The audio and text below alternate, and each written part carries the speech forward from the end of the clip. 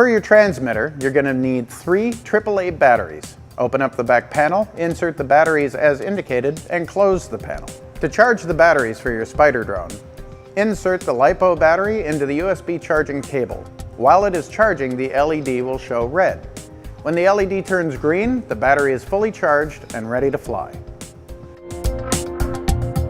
On the transmitter, you'll notice a sensitivity switch. We recommend for beginner flyers to fly in sensitivity 1.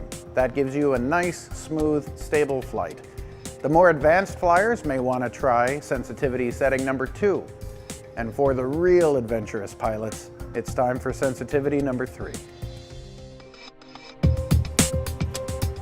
If you find your Spider drone drifting in flight, you can use our trim buttons to adjust the flight characteristics from the transmitter.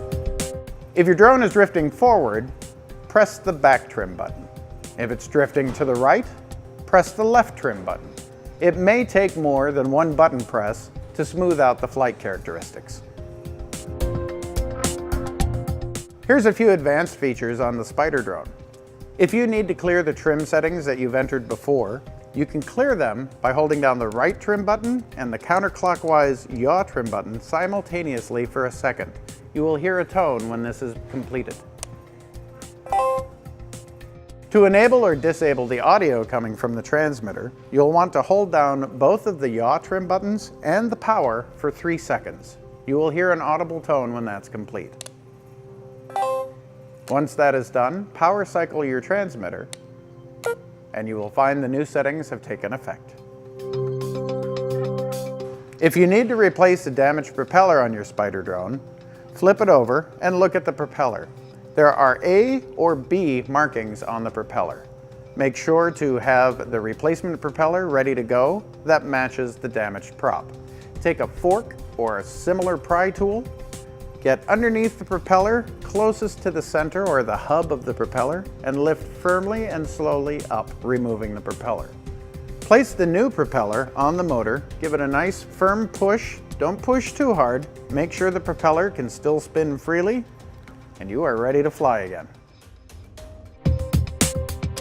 Let's get ready to fly the Spider drone. Take your fully charged battery, insert it into the tray, and connect the battery plug into the back of the drone. Place it on a smooth, level surface. Turn on your transmitter, and you will hear the following audible prompt. Welcome back, Spider-Man. The lights on the drone will start flashing, and the transmitter and the drone will begin to pair.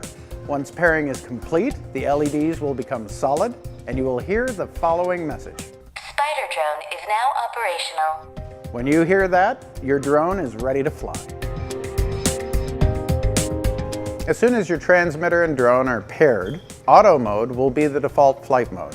With auto mode, you can hit the auto takeoff and land button, and your drone will lift into the air a couple of feet and hold its position. In auto mode, if you apply an up or a down movement to the throttle stick, that will adjust its altitude. It will either raise or lower depending on the movement of your throttle stick. The beauty of auto mode allows you to basically fly the Spider drone with just one stick flight.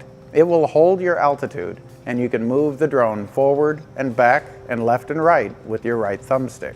If you need to turn left or right, you can do that as well with the left thumbstick, or what we call the yaw stick. Now, if you'd like to start in manual mode, hit the mode selection button. You'll see the LED indicator change from auto to manual. Now, just increase your throttle stick, bring that up, and you're in the air. The difference between manual and auto is auto mode will fight to hold an altitude for you. Manual mode, it's completely up to you. You're the pilot. And don't worry, you can change back and forth between these modes at any given time. At any given time, doesn't matter if you're in the air or if you haven't even taken off yet, you can hit the mode button to switch between auto and manual mode. The difference here with manual mode is you have more of a direct input with the throttle. So it's not going to fight to hold its altitude. Now that's up to you, the pilot. Whether you're flying in manual or auto mode and it's time to land, hit the auto land button.